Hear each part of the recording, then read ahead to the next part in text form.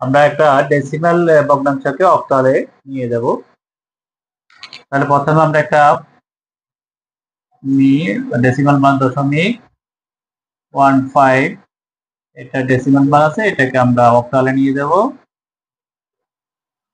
সেক্ষেত্রে আমরা ভিত্তি যেটা 0.15, এটাকে আমরা 8 দিয়ে গুণ করব।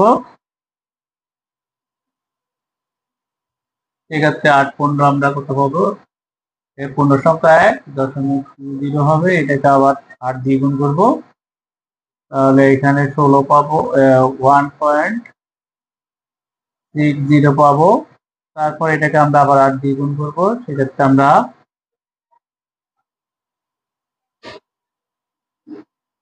4 পাবো, 80। তারপর এটাকে আবার আমরা 8 দিয়ে গুণ করবো, তো সেক্ষেত্রে আমরা 6 পাবো, এখানে 0.40 পাবো। তারপর আবার এটাকে 8 দিয়ে গুণ করলে আমরা এখানে পাবো 3.20 পাবো। তাহলে আমরা এটা মোটামুটি চলতে থাকবে। আমরা এমএসডি, এটা হলো এখান থেকে এলএসডি হবে। তাহলে আমরা 0.15 ডেসিমালের অক্টাল মান আমরা পেয়ে গেলাম 0.11463 অক্টাল পেয়ে গেলাম। ধন্যবাদ।